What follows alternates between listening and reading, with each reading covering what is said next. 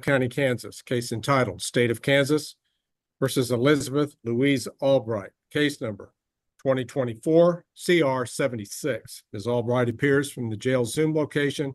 James Watts appears as defense counsel. Brett Sweeney on behalf of the state. This matter is scheduled for evidentiary preliminary hearing today. Is there any announcement to be made, Mr. Watts? Your Honor, we will not need an evidentiary hearing. It's my understanding my client would waive her preliminary hearing and enter a plea to count one of the information, possession of methamphetamine.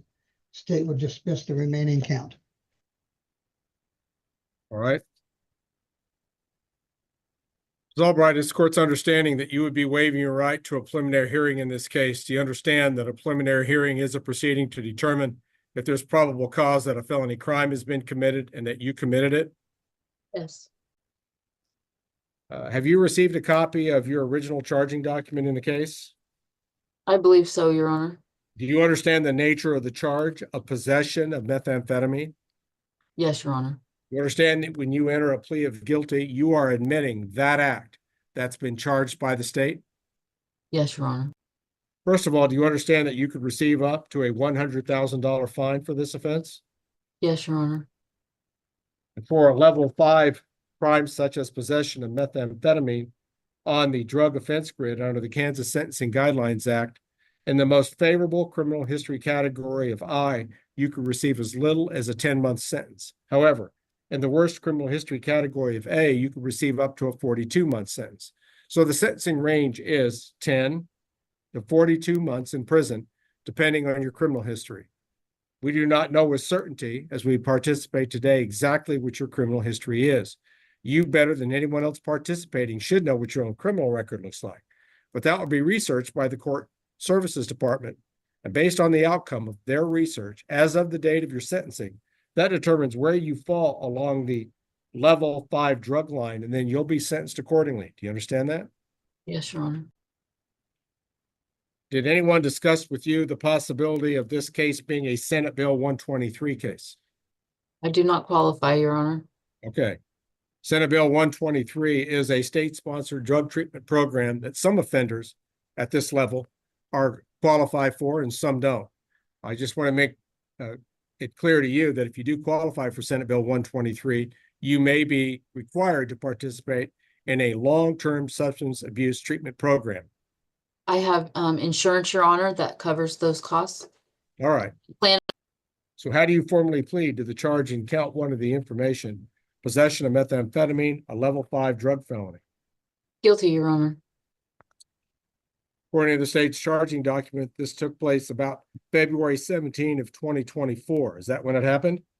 Yes, Your Honor. It happened somewhere in Butler County, Kansas. Where was it? Andover. Okay. And you were in possession of the controlled substance methamphetamine in Andover at that time? Yes. Where was it? An empty baggie. Well, it was quite empty in a coin purse, in I believe in the console, in a larger purse, in my vehicle. Did you know it was in there? Yes, Your Honor. Did you know it was methamphetamine? Yes, Your Honor. You have the legal right to possess methamphetamine in the state of Kansas? No, I do not, Your Honor. Do you now freely, knowingly, and voluntarily enter a plea of guilty and accept conviction for the level 5 drug crime of possession of methamphetamine? Yes, Your Honor. Mr. Watts, do you know of any legal reason why the court shouldn't accept your client's plea? No, Your Honor. Mr. Sweeney, are you aware of any such legal reason? No, Your Honor. Albright, are you aware of a legal reason or any other good reason why the court shouldn't accept your plea of guilty made here today? No, Your Honor. Court will accept the guilty plea made by the defendant, finds that that plea is made voluntarily. She has an understanding of the nature of her charge and the consequences of her plea, and a factual basis for the charge does exist. Court finds her guilty, and the judges are therefore convicted of the level 5 drug crime of possession of methamphetamine, as described in count 1.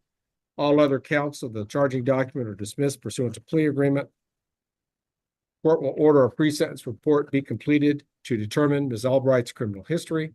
The court will set an appropriate date for sentencing.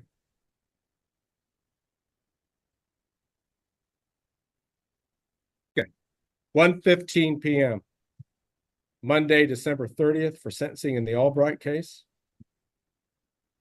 Ms. Albright is ordered to fully participate and cooperate with any pre-sentence assessments that might be called for, risk needs assessments, substance abuse assessments, and the like prior to sentencing. Monday, December 30th, 1:15 p.m. All right. Mr. Sweeney, are you aware of anything else that the court needs to address? Nothing from the state, Your Honor. Mr. Watts, anything further at this time?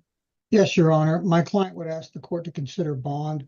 She has been in custody now since she came back into custody approximately early September. It looks like, well, I visited her in the early part of September.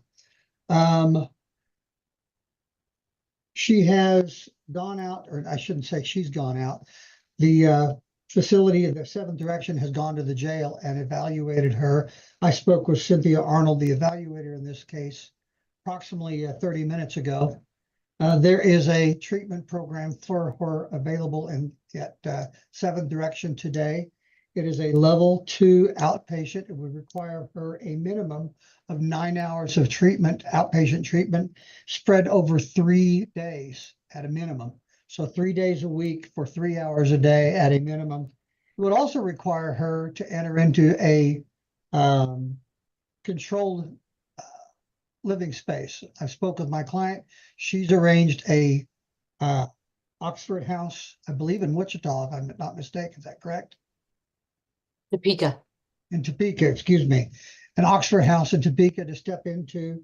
There has been an evaluation. I have a copy of that evaluation before me. I'd email it to you, Your Honor, and I spoke with Mr. Sweeney earlier. My email is down, has been since this morning, so I can't email it to you.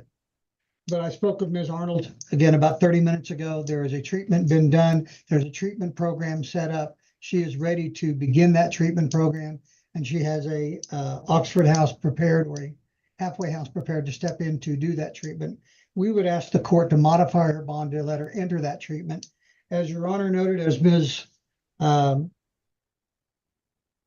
Albright noted, she's not going to qualify for Senate bail because of a prior conviction that removes her from that.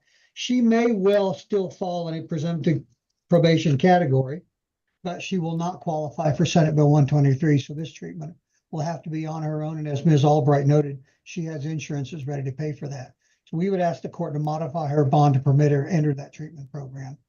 My request, Your Honor, would be an OR bond, or at the very least set a cash bond that she's able to make. All right, thank you, Mr. Watts. Mr. Sweeney, what is the state's position on this request?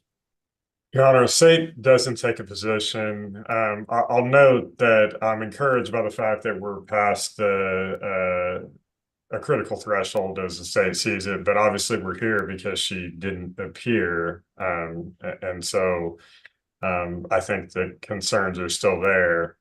You know, if we have a sentencing, is she going to show up or not? Very well. Mr. Sweeney, I appreciate your input.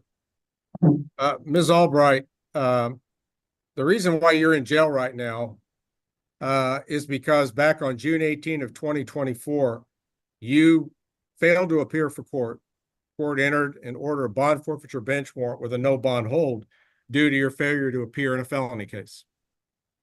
The court, not being totally heartless, listened to an impassioned plea on your behalf and reinstated bond privileges and allowed you to be back into the community pursuant to an order made on August the 7th of 2024, about 2 months later. And then you failed to appear for a court appearance just 5 days down the line from that. So the court wishes to go through that history to remind you that you're in jail not because you failed to appear. It's because you failed to appear twice. You have shown, Ms. Albright, that you are patently unreliable to be trusted to show up for court on this felony case any other time that you're not in jail. It seems like you've got an impeccable appearance record when you're in jail and a horrible record when you're not. Mr. Watts makes a good argument on your behalf, Ms. Albright. While on one hand, the court wishes to see people be in the community to try to avail themselves of community resources in drug possession and drug use cases to try to get themselves better. But I'll also note that you've had a considerable period of detoxification, I would think, since you've been incarcerated for a substantial period.